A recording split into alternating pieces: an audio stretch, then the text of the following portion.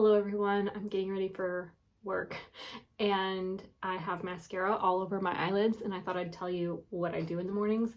I have this cute little dog that holds all my little Q-tips on my desk, and because I usually have a cup of coffee, I will put my Q-tip in my coffee to get it wet because I feel like that's better than spitting on it, and I'm not going to go all the way to the sink to wet it.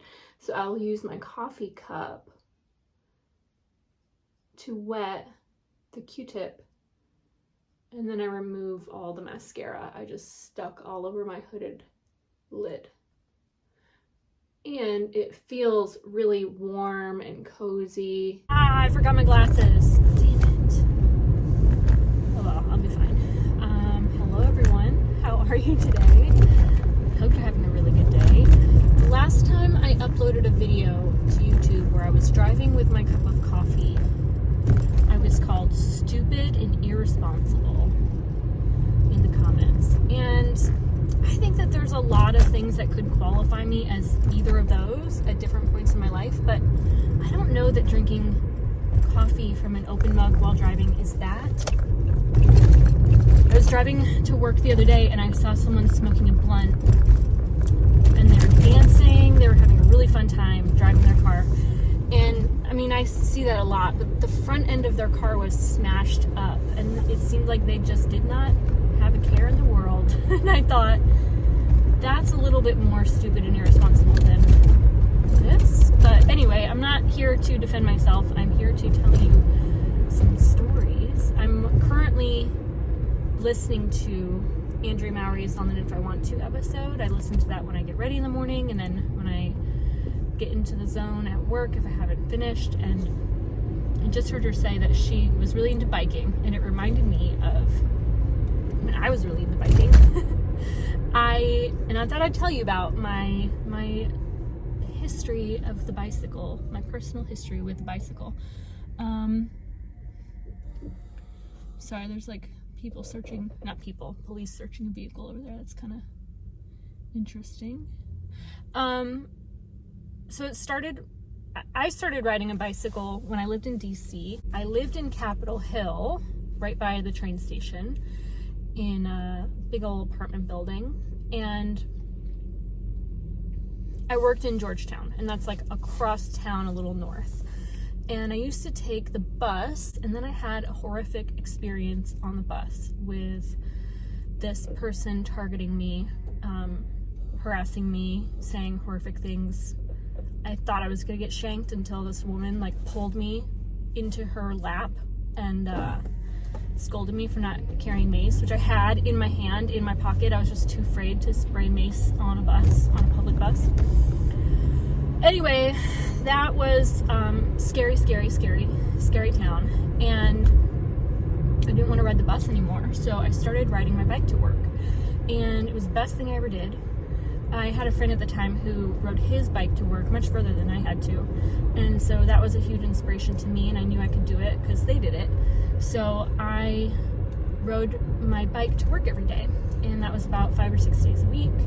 I would ride across town. I'd usually take, I don't even know. I lived off Maryland Avenue. Was it Maryland? No, I lived on Maryland in Baltimore. I lived at F and 11th in Northeast, right across from a little playground. I would ride my bike across town. I would take a path just behind the White House. So I would ride my bike behind the White House every day, and I really liked it. It was about 4 miles, maybe 4.5 at most. So I would ride about 9 or 10 miles a day. I even sewed this like messenger bag backpack at that time in my life because I needed a bag big enough to carry my groceries home. I had an experience once where my bag of groceries fell off the rack on the back of my bike, and I was just, in the street picking up my food and had nothing to put them in, and it was not fun. So I sewed this huge bag, but I did own a car. It was just very, very inconvenient to drive it. And I didn't have a Maryland license plate, so I didn't have the authority to park anywhere except for this single block that I think that the city forgot about, because I was able to park my car there without a permit, and as long as my car had a parking spot, I was fine. So I had a car, but it was difficult to utilize in the city. It was much faster too to actually just bike. So when I moved to Baltimore, I did start driving a lot more. I began working in Annapolis. I transferred stores and I stopped riding for a while. And then when I started working at the Baltimore location, I was kind of dual managing 2 stores at once. I managed the BA1 American Apparel location that was in Fed Hill on Light Street, and that is very close to the stadium. So if there was ever a football game, especially a big game, it was really hard to find parking. Sometimes you had to pay to park, but I knew how to not pay to park, but sometimes it was literally impossible to park your car. So I would ride my bike some of the time, not all the time, and that wasn't far either. That was at most, I think, 3.5 or 4 miles ride.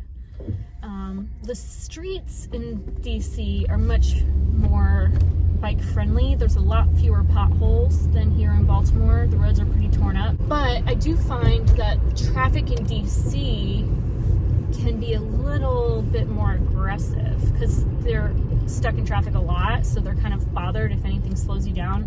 I've actually been not hit, they didn't hit me, but I was cut off by a minivan one time, and I remember they were pressing into my elbow. I had my elbow against a car the entire time they passed me. I can't believe I didn't fall down. But I did witness a lot of people get really hurt on bicycles in DC. But this one time, the motorcade was coming, and if you're not familiar, the President of the United States, when he has to be transported, there's 10 or 15 cars that all accompany him, and I think some are decoy cars, and a lot of them are just security, making sure that there's no threat to his safety or her safety, well, his safety. And I didn't hear the motorcade. I didn't see the motorcade. I don't know why I didn't hear it, but I didn't think that they were in my path at all, maybe perpendicular to me. And I was about to cross the street on my bike, and a police officer just grabbed my handlebars and stopped my bike. And I really hurt my pubic bone. I got so many great suggestions on what you want to see in my future vlog series, and I got an inquiry about, I don't really know how to address it because I'm not an expert and I'm not qualified in any way to give advice, life advice. But it was, somebody explaining how they really want to find a husband, and I don't know exactly what they're looking for in a husband. I think most men are complete trash. I would try to find a wife sooner than a husband, to be honest, but that's just me. But I got very lucky in life meeting Brian. And when Brian and I met, when we first met, I was dating somebody else at the time. He and I were in a relationship for about 2 years, and almost the entirety of that time we lived together. He lived with me in my apartment I rented, and so anyway,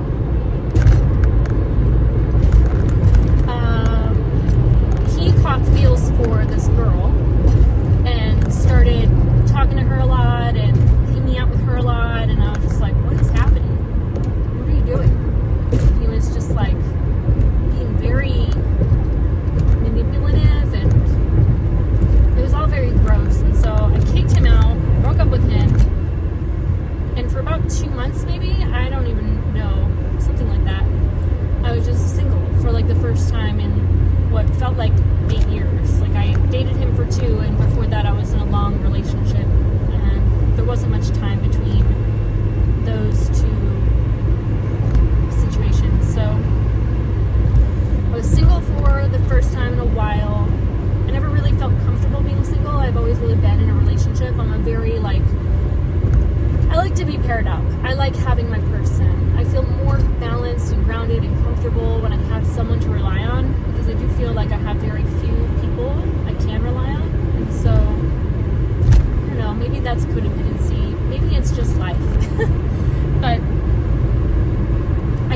didn't want to be in that relationship.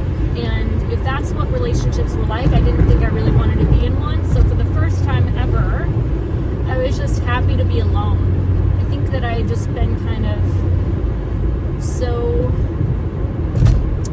over it so many times that I was just like ready to not be with anyone.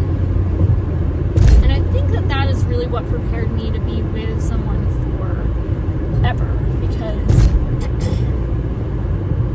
as soon as I found contentment with myself and being like on my own and doing what I want to do, and you know, I guess in one way or another developing myself as an individual person, I think that that really prepared me the most to find whatever it was I was looking for in somebody else. And so I'd known who Brian was when I was dating and then broken up, but I didn't really like know much about him at all. He's very quiet. He doesn't talk about himself a lot. I didn't think he'd be that interested in me at all, but I was out at a show. I used to go to like punk shows frequently. I don't anymore because I find it very overstimulating. I feel like my sensory perception has kind of like heightened, and I don't like, I don't know, that's a different conversation. So I went to one of Brian's, it wasn't Brian's show, I went to a show at this place called Club K. It was really close to my house at the time. And I think I just sparked a conversation with him. I asked when his record was coming out. He said, oh, probably never. And I can give you a copy if you want. And I was like, okay. And then when he texted me like the very next day and was like, I can drop it off to you right now, I was like, okay. And it felt like such a sweet gesture. It really showed me that he was thinking of me and like cared enough to like reach out and be so giving. And so that's when I kind of felt like, oh, we could be like friends and hang out, and you know, maybe, I don't know, I got excited about that. So I asked him if he wanted to ride bikes. I was trying to make it a group thing. I was really trying to get a few of my friends together and all ride bikes together, but unless you really, really ride, you don't want to go ride, is how it seems. Like, there were very few people that just rode for fun. So I was trying to make it a group thing. So that's really how I started hanging out with Brian, is I was trying to do group things because I didn't know if I really wanted, I definitely didn't want to be in a relationship with anybody. So I asked Brian if he wanted to ride, and he did. And I was trying to get together with friends and do it like as a group, so it wasn't like a date. Like I wanted to just become friends with people and build friendships. No one else was interested. And Brian was down. So we hung out for the first time alone, riding bikes, and that was really fun. It was really good for me because when you're on a bicycle, it's a lot less awkward to like not hold hands, not show affection, not make it a date. Like it was a very casual like thing. And we rode for like, I want to say 15 miles. Like I remember mapping it out the day after our ride, and we were riding from like 10 p.m. till like midnight maybe, just cruising around town. I think we went all the way to the Taco Bell on the east side that night, I think. I mean, we didn't go to Taco Bell, but I remember thinking like, holy shit, there's a Taco Bell.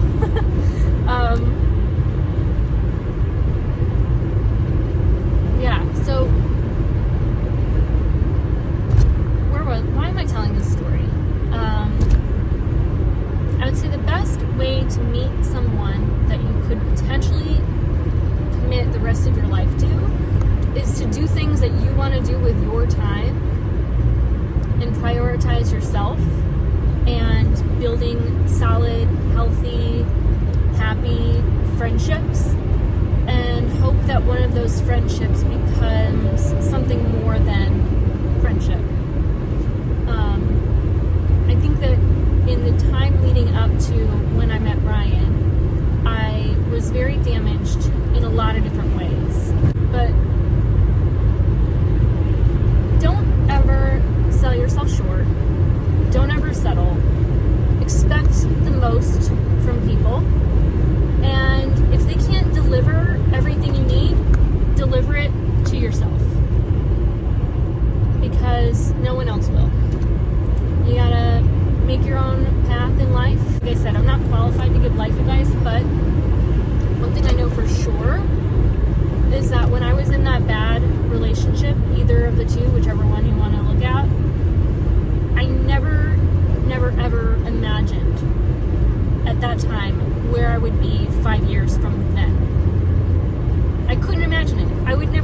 thought that I'd be there 5 years later. And then I meet Brian, and we rode bikes for like months. We didn't do anything but ride bikes together for like several weeks, like literally months. Because I just wasn't ready to be in a relationship. I didn't want to. I didn't want to put up with anyone's shit anymore. And so, you know, I was a tough egg to crack. And then when I did, and we got together and started dating, I will say that whole I never would have imagined where I'd be in 5 years, that really changed. Like 5 years ago, other than my occupation, not a lot has changed. 5 years ago, I think we owned our home. You know, I'm still dating Brian. We still eat a lot of the same things. I don't know, like not much has changed. And I think that's because I have found a state of contentment and happiness and joy, and I'm keeping that going. Like I'm just doing what I love. I'm living a life beyond my wildest dreams right now. This other time, do you want another bike story? This one time, I was riding my bike home from Fed Hill, and I was going up Calvert Street, I think. I felt like I was in front of the train station. I think that's Calvert. Anyway, it's this hill, and I'm like really trying to get up this hill, and I'm going kind of slow because it's hard to go up a hill fast. And this guy is walking in the street, and I'm thinking like, do I have to ride around him? Like, should I just keep going straight? Just trying to anticipate his next move. And I'm a little like cautious because he's not wearing a shirt, and he has this, it looked like a towel, but I think it was his tank top or t-shirt, like wrapped around his fist, and it was covered in blood. And I'm like approaching him, but there's very little I can do to really kind of navigate this brief moment. And so I'm just riding, and he comes close enough to me that I can hear anything he has to say. And I mean, people have a lot to say to you when you're riding a bike. So one time a guy said, "I'm gonna tear your asshole wide open." And I was just like, okay, you know, I'm just keep riding. That was the weirdest thing I ever heard. But this guy said to me, "Don't worry, I just beat a pedophile." And I was like, cool. I'm not worried. No, thank you. Thank you for volunteering that information. But I was genuinely concerned for his well-being at that time, because if that's true, like, you don't look innocent right now. Like, you need to hide that incriminating evidence, sir. Yeah, so that was another bike story. I might go to Michael's because I saw an advertisement for 70% off holiday stuff, which was really appealing to me. I want to get more greenery for the house if possible. Just do a little DIY decor for the dining room, and I think I also want to knit a pillow cover, like a seasonal holiday pillow cover. So we'll see about that. Maybe I'll do a stitch motif, like a fancy slip stitch moment. We'll see. But yeah, I want to make things. I want to make some stuff. I want to clear the dining room table so that I can decorate for the holidays, and it's time I start washing some of this fleece. I boxed the remainder of it in this small parcel here, and another row of it within the same box as my previous fleece. I'm gonna probably take those to the basement. I hesitate because I don't want to forget that they're there, but that's, I think, where I'm going to put them for now. And I'm going to try to wash a batch each week, and then eventually I will have a clean pillowcase to stash away with the rest of my fleeces. And then I'm going to try to prioritize one or another, and maybe later on I will go through my inventory of fleece to share with you all. Right now, I'm gonna gently transfer this fiber into this shallow bath of just cool water. I'm gonna do a cold soak overnight, and then tomorrow I will drain that liquid into the garden. And then I will start washing these on the stove.